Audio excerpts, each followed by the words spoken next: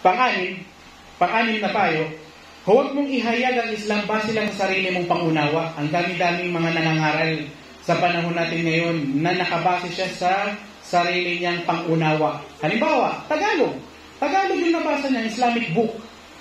Hindi niya muna ikaklaro sa mga maalam, ito po ba yung pagkakaunawa dito? Ito po ba yung ibig sabihin, yung tafsir nito, yung explanation nito? Hindi yung nabasa mo nga English, Arabic, Tagalog, kung anong lengguwahe man yan, inintindi mo lang yung kaalaman na yan, base lang sa sarili mong pangunawa, ay agad-agad mo itong ibinahagi, makakapangligaw ka ng tao.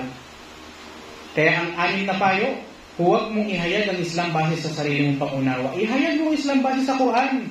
At sa sunna ni Propeta Muhammad sallallahu alaihi wasallam, ihayag mo ang Islam na ito sa pamamagitan kung paano inihayag ng mga sahaba radiyallahu anhum, paano ibinahagi ng mga maalam, mga scholar natin. Hindi yung parang may narinig ka lang ng isang kaalaman, akala mo yun na agad ang ibig sabihin, tapos ibinahagi mo na kagad sa iba, hindi mo kinaklaro, makakapangligaw ka ng tao. Sabi ng Allah subhanahu wa ta'ala, Qul atu'allimuna Allah bidinikum. Nagtatanong dito ng Allah subhanahu wa ta'ala, Qul atu'allimuna Allah bidinikum, wallahu ya'lamu ma fis samawati wa ma fil ard, wallahu bikulli shay'in alim. Sabihin mo, O Muhammad, ipagbadya, ipaalam ba ninyo sa Allah ang inyong reliyon? Kumbaga parang question mark ito na parang hinahamon ng Allah subhanahu wa ta'ala yung mga ganitong klaseng tao na nagpapaliwanag, naghahayag ng Islam base sa sarili nilang pangunawa. Sabihin mo, Muhammad, sa kanila, ipaalam ba ninyo sa Allah subhanahu wa ta'ala? Ituturo ba ninyo sa Allah subhanahu wa ta'ala? Ihahayag nyo ba sa Allah subhanahu wa ta'ala ang inyong reliyon? Samantalang ang Allah ay nakababatid ng anumang nasa mga kalangitan at nasa kalupaan.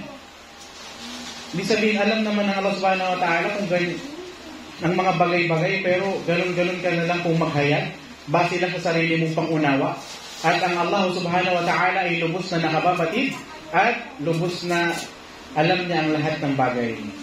So, ihayag natin ang Islam base sa Quran at sa Sunnah, kapamaraanan ni Propeta sallallahu alaihi wasallam at hindi sa sariling pangunawa.